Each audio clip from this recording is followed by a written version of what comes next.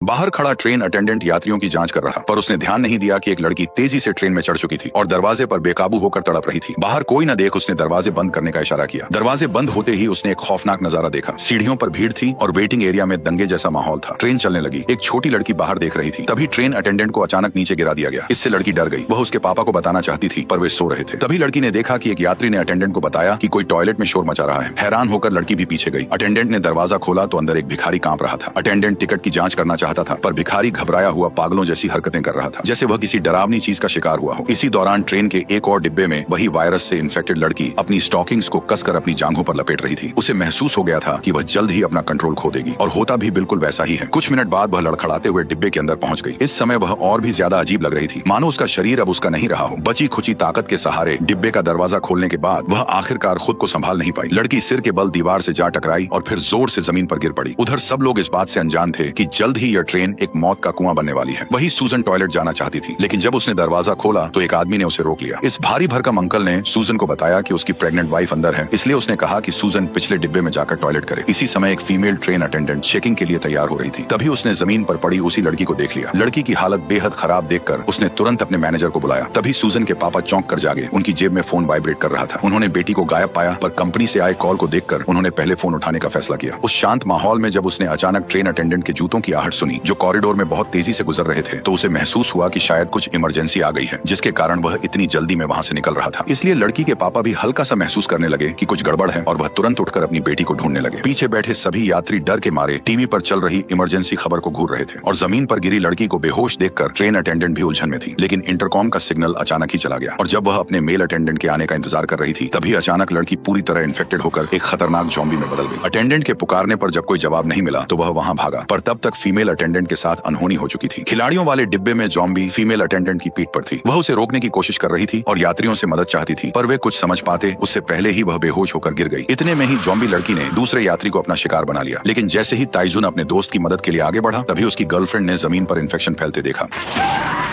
पीछे हलचल हुई, और जब मैनेजर वहां पहुंचा तो घबराए यात्रियों ने उसे धक्का देकर गिरा दिया। कुछ मिनट के अंदर ही डिब्बा ज़ॉम्बियों से भर गया। ज़ॉम्बी बन चुकी अटेंडेंट को यात्रियों को काटते देख मैनेजर पूरी तरह से हैरान रह गया। हालात बिगड़ते देख वह तुरंत वहां से भागा और दूसरों को भी भागने का इशारा करने लगा। सूजन को ढूंढ रहे उसके पापा ने एक पैसेंजर को भागते देखा, लेकिन वो कुछ समझ नहीं पाए। आगे के डिब्बे में भीड़ देख वह वहां पहुंचे। वहां अटेंडेंट पैसेंजर्स को जगा रहा था। तभी एक ज़ॉम्बी ने उसकी गर्दन पर काट लिया। ये देखकर पैसेंजर वहां से हिलने की हिम्मत नहीं कर पाई, और वह भी एक और ज़ॉम्बी का शिकार बन गई। इस पल लड़की के पापा, जिसका नाम स्योक था, उसे सब समझ आ गया। वह सूजन को लेकर पीछे की ओर भागने लगा, पर उसकी बेटी बुरी तरह से घबरा गई। ज़ॉम्बी तेजी से उसके ठीक पीछे था। स्योक को भी डर लगने लगा, क्योंकि आगे तड़प रहे पैसेंजर के शरीर में भी वायरस अब फैल चुका था। लेकिन उसके हमला करने से पहले ही उसने उसे दूर कर दिया। अब पीछे के सारे डिब्बे ज़ॉम्बियों के कब्जे में आ चुके थे। उधर डोंग आगे टॉयलेट के पास था, और भागते लोगों को देख उसने अपनी वाइफ को बाहर बुलाया। तभी उन्होंने देखा कि ज़ॉम्बी सामने है और स्योक उनके बीच फंस गया है। डोंग अभी भी कुछ समझ नहीं पाया। पता करने के लिए उसने ज़ॉम्बी बन चुके आदमी को जकड़ लिया, लेकिन अचानक उस ज़ॉम्बी ने उसी पर हमला कर दिया। ज़ॉम्बियों का ध्यान भटकते देख स्योक जल्दी से अपनी बेटी को लेकर वहां से निकल गया। डोंग ने अपनी ताकत से ज़ॉम्बियों को एक छोटे कमरे में बंद कर दिया। जमीन पर पड़े इंसान को म्यूटेट होते देख वह तुरंत अपनी पत्नी को पुकारने लगा और उससे विनती की कि वह वहां से भाग जाए, लेकिन पीछे से बड़ी संख्या में ज़ॉम्बियों को आते देख डोंग भी तुरंत वहां से निकल गया। इस समय स्योक ट्रेन के सुरक्षित डिब्बे में पहुंच चुका था। सभी लोग इमरजेंसी न्यूज देख रहे थे। जब उन्होंने हड़बड़ी में आए यात्रियों को देखा तो उन्हें भी एहसास हुआ कि ट्रेन में भी वही हो रहा है जो न्यूज में दिखाया गया था। उधर डोंग और उसकी वाइफ के पीछे ज़ॉम्बी दौड़ रहे थे। तभी एक बूढ़ा आदमी अचानक मेन डोर बंद करने को कहता है, लेकिन दरवाजा आधा बंद हुआ ही था कि अचानक अटक गया। तभी स्योक ने देखा कि ऊपर वाला स्विच अटका हुआ है, पर स्विच खोलने के बाद भी उसने दरवाजा बंद नहीं किया, बल्कि दोनों के आने का इंतजार किया। लेकिन उस बूढ़े के उकसाने पर आसपास के लोग भी उसके साथ हो गए, इसलिए उसने मजबूरी में डिब्बे का दरवाजा बंद कर दिया और दोनों ज़ॉम्बीज के बीच में फंस गए। बच्ची बार बार चिल्लाती रही कि पापा मेन डोर खोल दो, लेकिन वह कुछ नहीं कर सका। उधर डोंग अपनी प्रेग्नेंट वाइफ को बचाने के लिए ज़ॉम्बी से लड़ता रहा, यह सोचकर कि वे लोग गेट खोल देंगे, लेकिन कोई भी ऐसा नहीं करने वाला था। मजबूर होकर उसने खुद दरवाजा खोल लिया। स्योक ने देखा कि ज़ॉम्बी दरवाजा खोलना नहीं जानते, इसलिए उसने डोंग से दरवाजा खुला छोड़ने को कहा। इतने में ही डोंग की वाइफ ने तुरंत जमीन पर गिरा पानी उठाया और अखबार से उसे कांच के दरवाजे पर चिपका दिया। तब जाकर ज़ॉम्बी शांत हुए। अभी अभी जो बूढ़ा डोंग को आने से मना कर रहा था, वो अब खुद ही आगे बढ़कर पूछताछ करने लगा, ताकि वो सारी जिम्मेदारी स्योक पर डाल दे। साला ये तो एक नंबर का कमीना है। तभी कंडक्टर ने घोषणा की कि ऊपर से निर्देश है कि बाहर दंगे हो सकते हैं, इसलिए ट्रेन अगले स्टेशन पर नहीं रुकेगी। पर बूढ़ा आदमी अटेंडेंट को बुलाकर आदेश देता है कि ट्रेन वहां जरूर रुकनी चाहिए, बदले में चाहे जितने पैसे ले लो। ठीक उसी समय स्योक को अपनी बूढ़ी माँ का फोन आता है। असल में घर में अचानक बहुत सारे ज़ॉम्बी घुस आए थे और माँ को ज़ॉम्बी ने काट लिया था। स्योक की माँ चिंता कर रही थी कि उसका बेटा बाहर किसी खतरे में न पड़ जाए। वादा करो सूजन का ख्याल हमेशा रखोगे।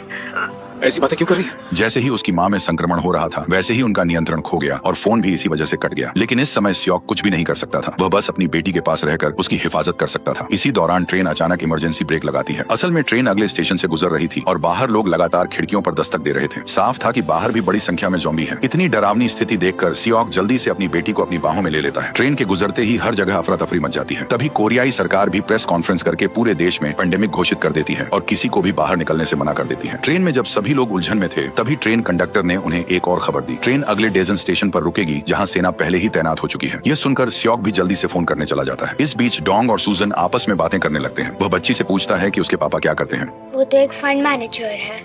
हाँ, फंड मैनेजर। खून चूसता है, खून। सूजन डोंग की बातें अच्छी तरह से समझ रही थी। वह बुरा ना माने इसलिए डोंग की वाइफ ने उसे कैंडी दी और बच्चे की हलचल महसूस कराई। इससे सूजन का उनसे जुड़ाव हो गया। तभी सूजन के पापा ने अपने वीआईपी कस्टमर को फोन किया जो एक स्पेशल ऑफिसर थे। ऑफिसर ने फ्री में शेयर मार्केट की टिप्स लेने के लिए सियोक को बताया कि डेजोन स्टेशन पर पैसेंजर्स को क्वारंटाइन किया जाएगा। इसलिए उसने सियोक को बच निकलने की एक एडवाइस दी। तुम मेन गेट से बाहर मत निकलना, ठीक है? ईस्ट वाली गेट से बाहर आना, मेरे आदमी तुम्हें वहीं मिलेंगे, ओके?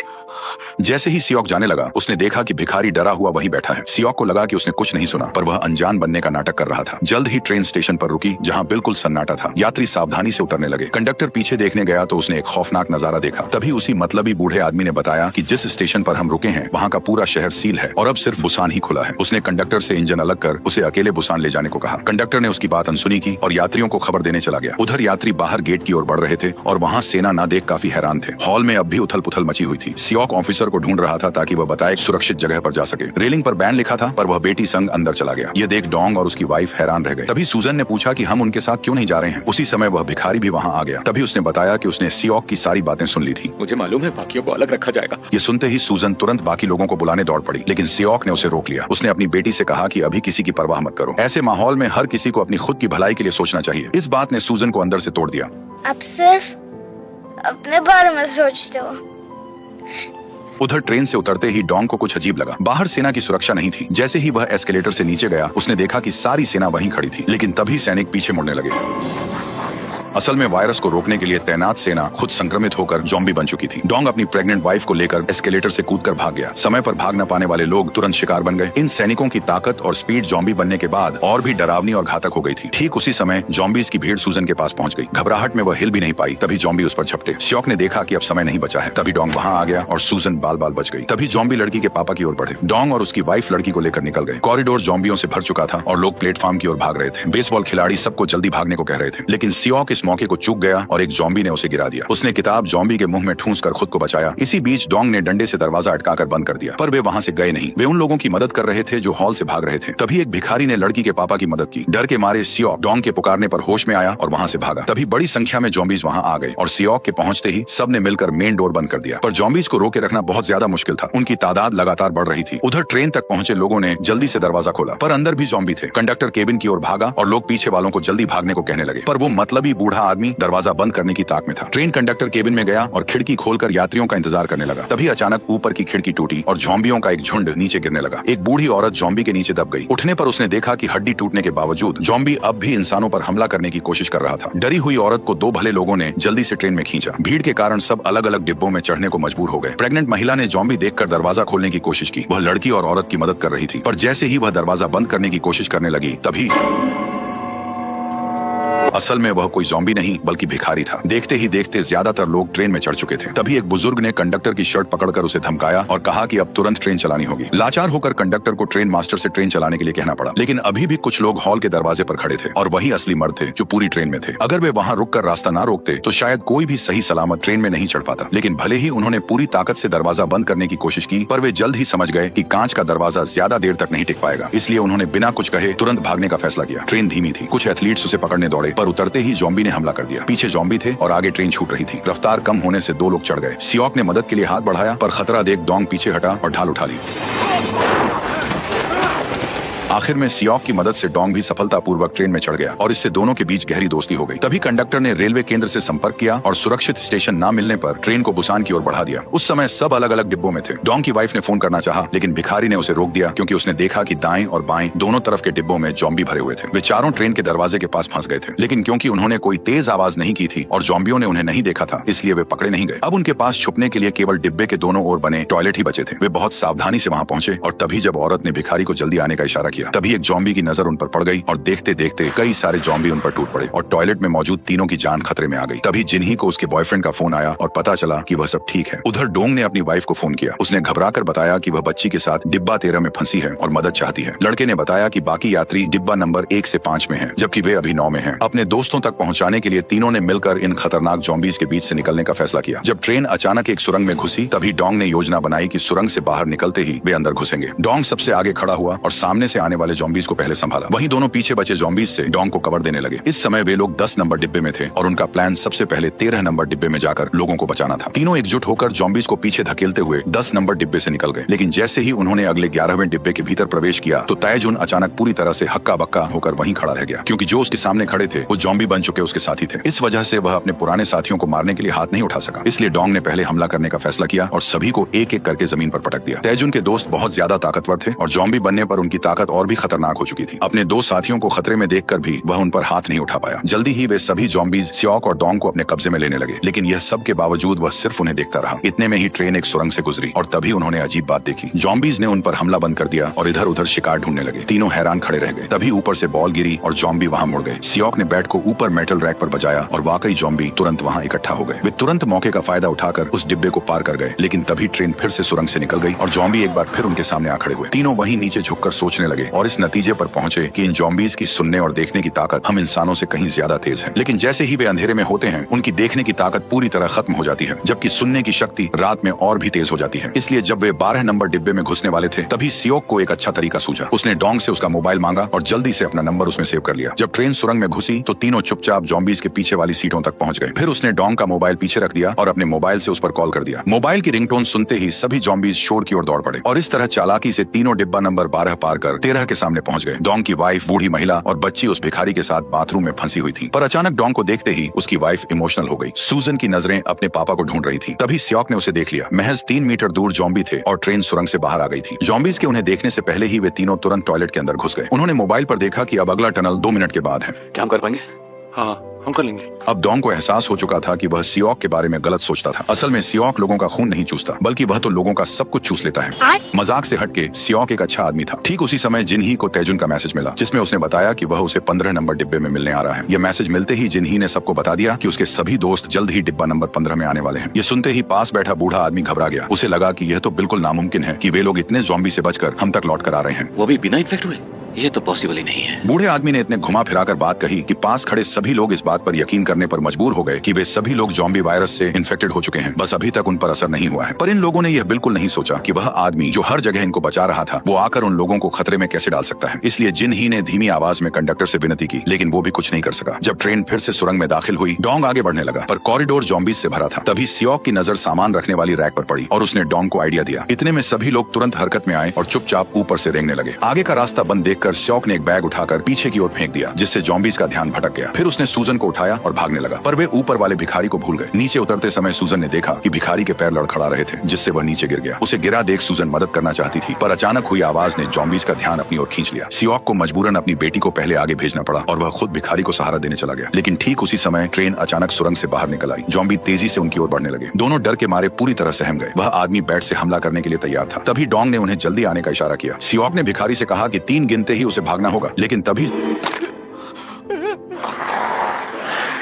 जॉम्बीज बेतहाशा उनका पीछा करने लगे। लेकिन दोनों के अंदर आते ही डोंग ने दरवाजा बंद कर दिया और जॉम्बी दरार में फंस गए। डोंग ने आधे खुले दरवाजे को मजबूती से पकड़े रखा, जबकि उसका साथी दूसरी बोगी का दरवाजा खोलने चला गया, पर वह नहीं खुला। सियोक ने पूरी ताकत से खींचना शुरू किया और तायजुन ने तुरंत अपने साथी को फोन लगाया। उसे नहीं पता था कि असल में सामने वालों ने जानबूझकर दरवाजा बंद कर रखा है और जिन्ही को काबू में कर लिया है। लड़की का फोन बजते ही किम मैनेजर ने उसे लात मारकर तोड़ दिया। दरवाजा न खुलता देख सियोक तुरंत डोंग की मदद करने के लिए वहां पहुंच गया। इधर तायजुन पूरी ताकत से दरवाजा तोड़ने में लगा हुआ था, पर दरवाजा इतना मजबूत था कि टूटा ही नहीं। उधर डोंग जोर लगाकर दरवाजे को पकड़े रहा ताकि जॉम्बीज अंदर न आ सके। लेकिन इस बार हालत और भी खराब हो गई, क्योंकि जॉम्बी के दांतों के गहरे निशान डोंग के हाथ पर थे। एक तरफ लड़का पागलों की तरह कांच को पीट रहा था, वहीं दूसरी ओर लोग चुपके से हंस रहे थे। देखते ही देखते कांच का दरवाजा टूटने ही वाला था। तभी किम मैनेजर तुरंत दौड़कर उसे रोकने गया। इतने में ही सभी लोग मिलकर गेट बंद करने लगे। उन बेरहम लोगों ने यह भी नहीं सोचा कि लड़के का हाथ गेट में फंसा हुआ है। अगर ज्यादा ताकत लगाई तो हो सकता है वह हाथ अलग हो जाए। ठीक उसी समय एक बुजुर्ग महिला ने अपनी बहन को देखा। वह तुरंत भीड़ रोकने दौड़ी और जिन ही ने मौका पाते ही कंडक्टर का हाथ काट लिया, जिससे वह छूटकर महिला की मदद को बढ़ गई। तभी एक आदमी ने बुजुर्ग महिला को धक्का दे दिया। इतने सारे लोगों के सामने जिन ही कुछ नहीं कर सकी। संक्रमित डोंग को देखकर उसकी प्रेग्नेंट वाइफ पूरी तरह से टूट गई। वह चाहती थी कि उसका बच्चा अपने पिता को देख सके। जॉम्बीज के अंदर आने से पहले डोंग ने सियोक को उसे वहां से सुरक्षित ले जाने को कहा। संक्रमण फैलने से पहले उसने बच्चे का नाम रखा और तभी कांच पूरी तरह से बिखर गया। डोंग अपनी आखिरी सांस तक उन्हें आगे बढ़ने से रोकता रहा, पर जॉम्बीज की तादाद कम नहीं हो रही थी। दूसरी ओर कोई दरवाजा खोलने को तैयार नहीं था। ऊपर से किम मैनेजर ने दरवाजा बंद करने के लिए पूरी ताकत झोंक दी। इसी बीच डोंग में बदलाव शुरू हुआ, पर वह शरीर के अंदर वायरस से लड़ते हुए जॉम्बीज को आखिरी सांस तक रोकता रहा। जैसे ही बड़ी संख्या में जॉम्बी पागलों की तरह बाहर निकलने लगे, सियोक ने आखिरकार दरवाजा खोलकर सबको अंदर खींच लिया। लेकिन निराश बुजुर्ग महिला अब जीना नहीं चाहती थी और उसने जॉम्बीज को खुद पर झपटने दिया। अपनी बहन को दूर जाते देख दूसरी बुजुर्ग महिला ये सहन नहीं कर पाई। सियोक ने जल्दी से दरवाजा बंद किया और गुस्से में आकर किम को एक जोरदार घूंसा मारकर नीचे गिरा दिया। क्यों किया तूने ऐसा? लेकिन किसे पता था कि वह मतलबी किम उल्टा सियोक पर इल्जाम लगाने लगेगा। ये भी इन्फेक्टेड है। उसके इल्जाम और भड़काने से सियोक सबकी नजरों में एक विलन बन गया। सियोक ने पलटकर जवाब देने के बजाय चुपचाप उनकी बातें सुनी। चले जाओ यहाँ से।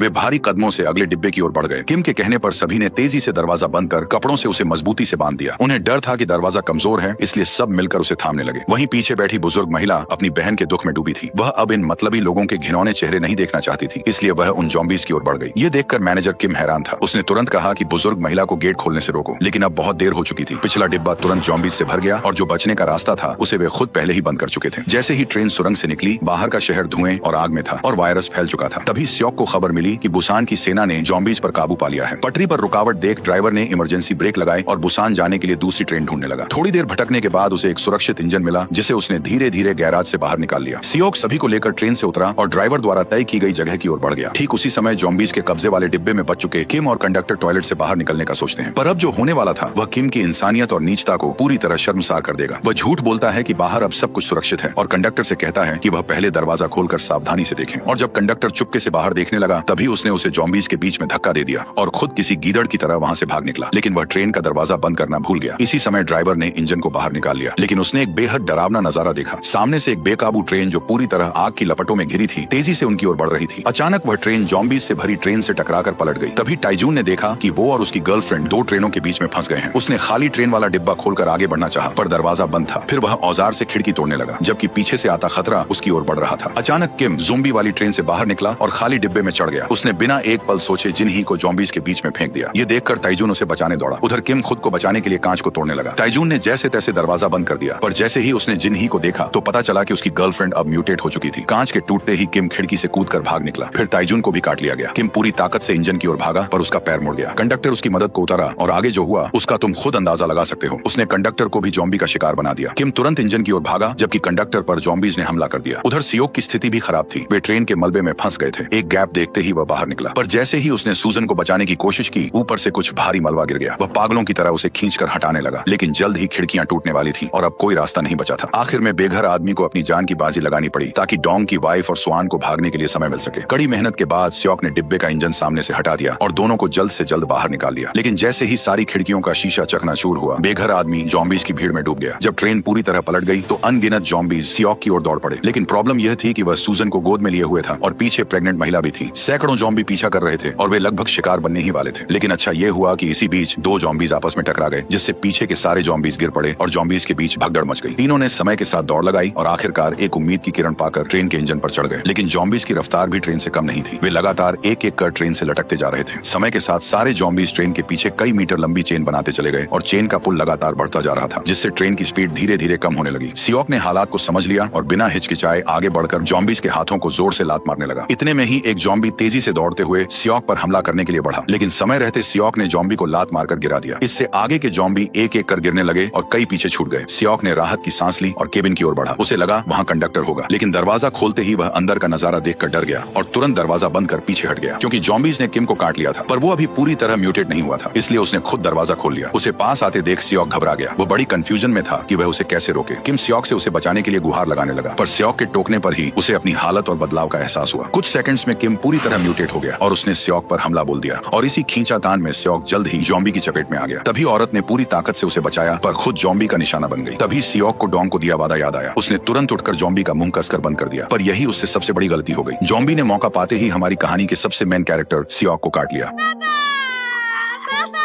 स्योक जानता था कि अब क्या होने वाला है, इसलिए म्यूटेट होने से पहले उसने कमर में जंजीर बांधकर रेलवे ट्रैक के पास की जमीन को निशाना बनाया और वह जॉम्बी को लेकर नीचे कूद गया और उसे जमीन पर फेंक दिया। लेकिन एक खतरा टल जाने के बाद दूसरा खतरा वह खुद बन गया। स्योक ने अपनी हालत को समझते हुए सूजन की ओर देखा। उसे एहसास हुआ कि वह कितना सेल्फिश था। वह बस केवल अपने बारे में सोचता था और कभी सूजन की फीलिंग्स को नहीं समझा। अब वह बस अपनी गलती सुधारना चाहता था, इसलिए वो जंजीर खोलकर तुरंत केबिन में भागा और महिला को जल्दी से बताया कि ट्रेन को कैसे रोक सकते हैं। शायद यह उसकी बेटी के लिए आखिरी काम था। इसके बाद स्योक अपनी बेटी के पास गया और धीरे से उसे कुछ समझाया। उसने कहा कि अब हमेशा उसे आंटी के साथ रहना है और आंटी को बिल्कुल भी परेशान नहीं करना है। ये सुनते ही सूजन जोर जोर से रोने लगी। कहीं मत जाओ, मेरे साथ रहो, कहीं मत जाओ।